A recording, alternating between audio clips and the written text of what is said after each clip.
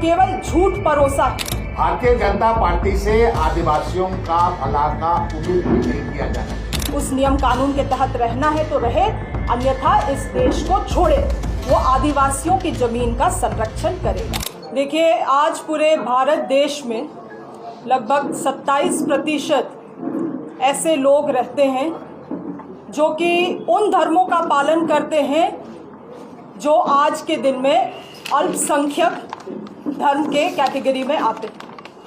चाहे वो बौद्ध धर्म के लोग हो, मुस्लिम धर्म के लोग हो, सिख धर्म के लोग हो, ईसाई धर्म के लोग हो, या अगर सरना धर्म कोड भी लागू हो जाए तो सरना धर्म के भी लोग हो। और ये सभी कुल मिला के 27% आबादी है पूरे देश भर की। आज जो वक्फ बिल में जो संशोधन लाया गया है, ये शुरुआत है। ये शुरुआत है पूरे देश भर के 27% आबादी और उनके आस्था के ऊपर ये एक बहुत बड़ा आक्रमण है। ये वक्फ बिल में जो संशोधन लाया गया है, आज ये मुसलमान समाज से शुरुआत की गई है, मगर ये इसका अंत कहाँ होगा? आज मुसलमान समाज है, कल अल्पसंख्यक के बौद्ध समाज होंगे, सिख समाज होंगे, सरना समाज होंगे, ईसाई समाज होंगे। इस तरह से आप देखेंगे तो संविधान में इन धर्मों को अपने प्रॉपर्टीज को एडमिनिस्टर करने के लिए, अपने इंस्टीट्यूशन को एडमिनिस्टर करने के लिए और अपने धर्म का प्रचार प्रसार करने के लिए कई सारे मौलिक अधिकार दिए गए हैं। चाहे संविधान का हम आर्टिकल 14 का बात कर ले, आर्टिकल 25 का बात कर ले, आर्टिकल 26, आर्टिकल 30, ये सभी मौलिक अधिकार अल्पसंख्यक धर्मों को यहाँ पे इस देश में दिया गया है ताकि वो अपने तरीके से अपने धर्म का पर्सनल लॉज के तहत प्रोटेक्शन कर सके। इन लोगों ने केवल और केवल झूठ परोसा है इस नरेटिव के माध्यम से। वक्फ बिल में जो संशोधन लाए हैं ये लोग, इसका पहला कारण ये लोग बोलते हैं कि अल्पसंख्यक समाज का, मुस्लिम समाज का उत्थान करना चाह रहे हैं ये लोग। आज देश में मुझे नहीं लगता है कोई ऐसा मुसलमान है जो जिसको आप पूछेंगे कि बीजेपी आपका हितैषी है या नहीं, तो वो क्या जवाब देगा, ये आप भी, मीडिया बंधु भी इस बात को जानते हैं। आज जिस समाज को आप लगातार उनके धार्मिक आस्था को आप चोट पहुंचाते हैं, आप उनको मुगलों का वंशज कहते हैं, आपके नेता लगातार उनके समाज को गाली देते हैं अपने राजनीतिक ध्रुवीकरण करने के लिए, वैसे लोग कह रहे हैं कि हम लोग मुस्लिम समाज का भलाई चाहते हैं। ये केवल और केवल नरेटिव है, इसके पीछे असलियत यही है। और 8 घंटा चर्चा करने के पीछे कारण यही है कि ये दिखलाना चाहते हैं कि ये देश अल्पसंख्यकों का नहीं है, वो 27% आबादी का नहीं है ये देश। यहाँ पर्सनल लॉज आपका नहीं चलेगा, पर्सनल लॉज अल्पसंख्यकों का, माइनॉरिटीज का यहाँ नहीं चलेगा। यहाँ बीजेपी नियम कानून बनाएगी। अगर आपको नियम कानून, उस नियम कानून के तहत रहना है तो रहे, अन्यथा इस देश को छोड़े। पहला नरेटिव इन्होंने गढ़ने का काम किया है झूठ के सहारे। दूसरा चीज इन्होंने कहा कि महिलाओं को, मुस्लिम महिलाओं को हम लोग प्रतिनिधित्वता देना चाहते हैं। मैं पूछती हूँ बीजेपी के लोगों से, आपके कितने सांसद हैं जो मुसलमान हैं? चाहे वो राज्यसभा में हो या आपके लोकसभा में हो, आपके विधानसभा में कितनी महिला विधायक बैठी हुई हैं जो मुस्लिम धर्म से आती हैं? आप इन्हीं मुस्लिम महिलाओं को हमेशा नीचा दिखाने का काम करते हैं और आज आप उनकी प्रतिनिधित्वता का बात कर रहे हैं। अगर यही प्रतिनिधित्वता आप देना चाहते हैं तो बीजेपी के लोग घोषणा करें। अभी बिहार का चुनाव आने वाला है, लगभग 50% वो लोग महिलाओं के लिए सीट का रिजर्वेशन का बात करते हैं, उसमें से कम 10 से 15% ही मुस्लिम महिलाओं को सीट दे दिया जाए, अगर इतने ही मुस्लिम महिलाओं के हितैषी है। तीसरा झूठ इन्होंने गढ़ने का काम किया है ये कहते हुए कि वक्फ में जो संशोधन किया गया है वो आदिवासियों की जमीन का संरक्षण करेगा।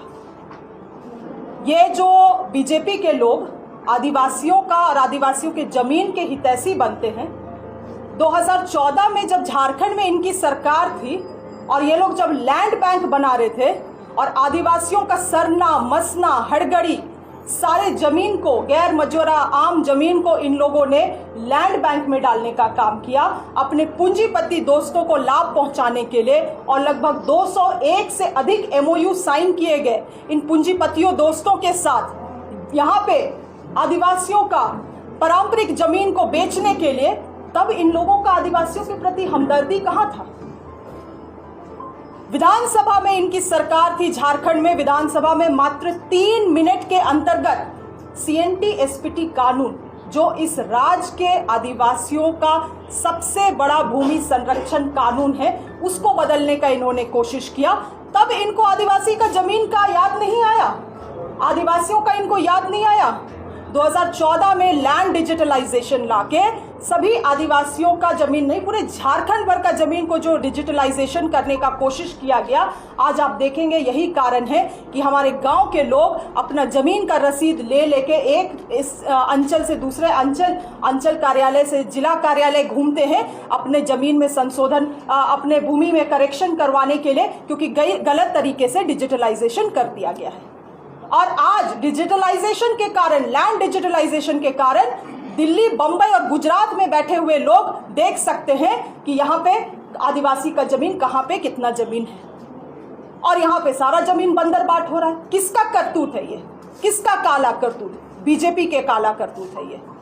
इसके अलावे ये लोग इतना आदिवासी के जमीन का हितैषी बन गया है अचानक से, जब वन संरक्षण अधिनियम में जब ग्राम सभा का प्राथमिकता को खत्म कर दिया गया, और वही समय था कि जब बिल में कोई डिस्कशन नहीं हुआ लोकसभा में, हो हंगामा के बीच में इन्होंने उस कानून को पारित कर दिया जहां पे वन संरक्षण अधिनियम में ग्राम सभा का प्राथमिकता को हटा दिया गया है, आदिवासियों के अधिकार को हटा दिया गया है। तब बीजेपी के लोगों को आदिवासियों का ध्यान नहीं आया।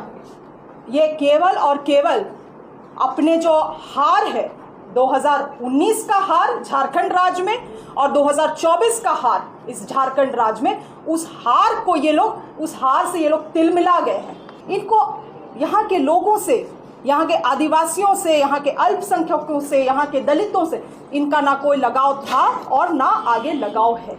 इसीलिए मैं यहाँ से बीजेपी के लोगों को यही कहना चाहती हूँ कि आदिवासियों का हितैषी बनना बंद करें।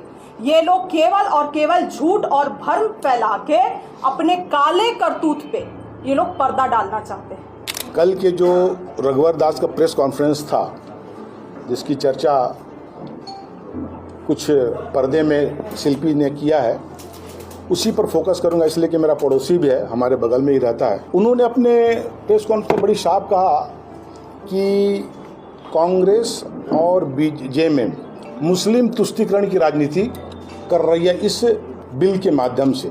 हमको लगता है कि रघुवर दास जी शायद अपना डिबेट सब नहीं सुना, मगर कम से कम अपने मंत्रियों का डिबेट तो जरूर सुनना चाहिए था उनको। उसके मंत्रियों ने लोकसभा में बड़ी साफ कहा कि हम इस बिल के माध्यम से मुस्लिम भाइयों को मजबूत करना चाहते हैं, उनको मदद करना चाहते हैं। तो उसके मंत्री तो मुस्लिम प्रेम दिखा रहे हैं दिल्ली में, और ये कहते हैं कि कांग्रेस और जेएमएम मुस्लिम की तुष्टीकरण की राजनीति कर रहे हैं। कितना विरोधाभास है दिल्ली और झारखंड में। सबसे बड़ी बात है कि उन्होंने अपने प्रेस कॉन्फ्रेंस में 2 बातें उठी। अगर आप पूरा प्रेस कॉन्फ्रेंस सुनेंगे, 2 बातें उन्होंने कही। एक तो उन्होंने ये कहा कि इस बिल के माध्यम से जो शेड्यूल एरिया का ज़मीन है उसको प्रोटेक्शन मिलेगा, मगर CNT SPT एक्ट में प्रोटेक्टेड है, फिर आप कहाँ से प्रोटेक्शन ला रहे हैं? एक ऑलरेडी कानून है और उसके ऊपर से बोलते हैं हम प्रोटेक्शन दे रहे हैं। अरे भाई, जो CNT SPT एक्ट जो है, जो प्रोटेक्शन हमको दिया गया है शेड्यूल एरिया में, अगर इसी को ईमानदारी से आप पालन कर दीजिए तो जमीन का समस्या समाप्त हो जाएगा। और कहना नहीं चाहिए, इन्हीं के लोग जो इधर रांची आसपास में जितने जमीन आदिवासियों को हड़पा है, यही लोग हड़पे हैं, इन्हीं के लोग हड़पे हैं। मैं अगर नाम नहीं गिनाना चाहता हूं, मगर उसका भी हम लोग सर्वे करके बताएंगे कौन कौन जमीन यहाँ के बीजेपी के लोगों ने हड़पा है। दूसरा, उन्होंने एक बात कहा कि लब जिहाद से इस वक्त बिल का क्या मतलब हमको नहीं समझ में आया। वो कुछ कह रहे थे कि नहीं, लब जिहाद के माध्यम से ज़मीन कुछ लोग दूसरे मुस्लिम लोग ले लेंगे आदिवासी की ज़मीन और उसके बाद उसको वक्फ बोर्ड में दे देंगे। हमको लगता है उसका शायद ऐसा ख्याल है, मगर इस लब जिहाद से कहीं भी वक्त बोर्ड का बिल जो संशोधन बिल है उसका कोई मतलब नहीं है। हाँ, अगर लव जिहाद की बात आपने पहले भी कही थी, आपको पता है कि पूरा चुनाव उन्होंने लव जिहाद पे लड़ा था और उसका फल देख लिया, चले गए। इन्होंने वही मुद्दा उठाया था, आपको याद है, लव जिहाद लव जिहाद लव जिहाद। हम लोग उस समय भी कहा था कि लव जिहाद है, हो सकता है एक आध दो है मामला, हम नहीं कह सकते, मगर आप उस केस तो लाइए, सरकार आपकी है, केंद्र सरकार आपकी है, लाइए, जांच कराइए, सजा दीजिए। आप वो नहीं किए, मगर पूरा चुनाव भर में यही कहे लव जिहाद। आप फिर वही बात कर रहे हैं कि आप लव जिहाद के माध्यम से अब जमीन हड़प लेगा। वक्फ बोर्ड कैसे हड़प लेगा भाई? हम समझ ले लव जिहाद के माध्यम जो शादी क्या हो सकता है, इधर उधर कर, नाम तो चेंज नहीं होगा, मगर हो सकता है उसका अधिकरण को अपना अधिकार कुछ बताए, मगर इससे वक्फ बोर्ड को क्या फायदा हो? वक्त के हाथ जमीन कैसे चले जाएगी? तीसरी चीज, 7 साल पहले जब रघुवर की सरकार थी, उस समय इन्होंने भूमि अधिग्रहण बिल संशोधन लाया था 7 साल पहले इसी विधानसभा में, और वो संशोधन आनंद फानन में, जैसा शिल्पी ने कहा वैसे ही, जैसे कि फॉरेस्ट एक्ट, राइट एक्ट वाला, वैसे कानून में आनंद फानन में उसको तुरंत बिना डिस्कशन से पास कर दिया और उसको दिल्ली भेज दिया, क्योंकि दिल्ली के लोग ही उनको कहा होगा जरूर, दिल्ली भेज दिया। दिल्ली वाले वहाँ उसको टर्न डाउन कर दिया। टर्न डाउन ये कहते हुए कि उसमें कुछ क्लोज लगा दिया कि कृषि का भूमि के बारे में कुछ बताया, वो वापस बिल फिर वापस आ गया, यहाँ पास होने के बाद वापस आ गया।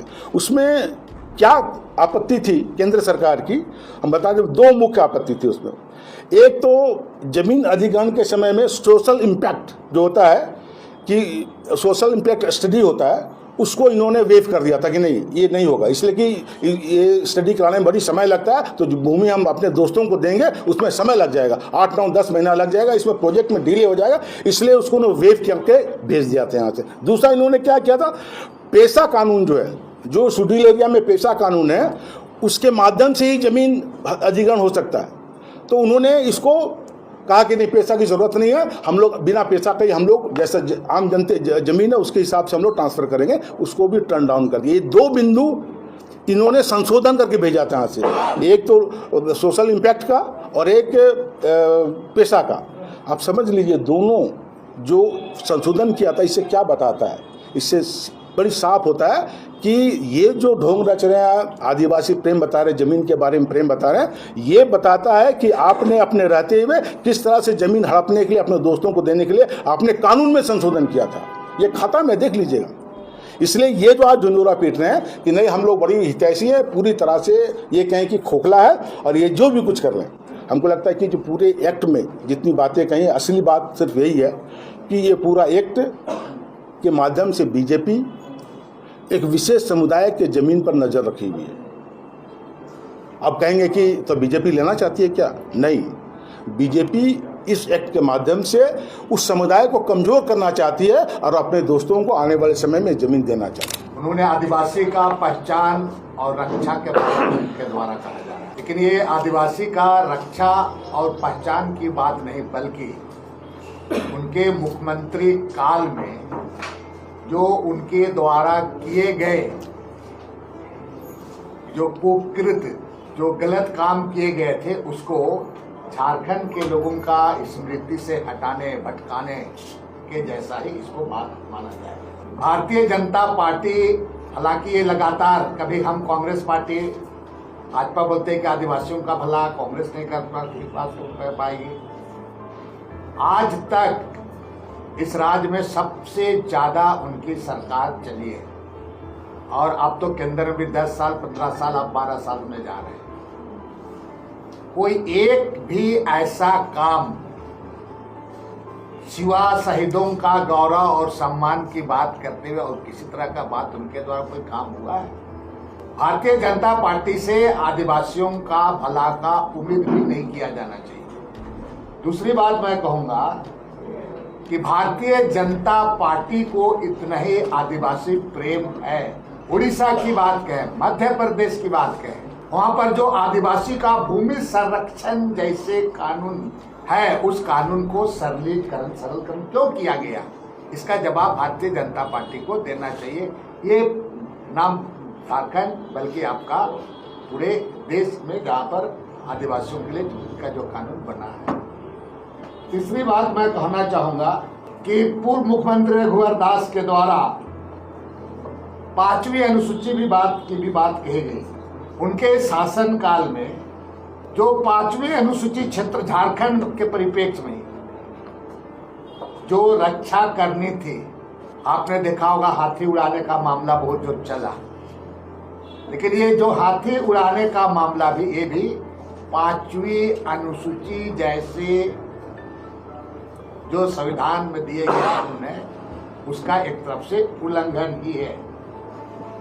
और इसके लिए मैं कहना चाहूंगा कि 5वीं अनुसूची का अगर रक्षा करनी है तो उसे बताना चाहिए भारतीय जनता पार्टी को कि कॉरपोरेट जो खरीदार हैं, रियल इस्टेट और डेवलपर्स पर उनका जो सम्मान भूमि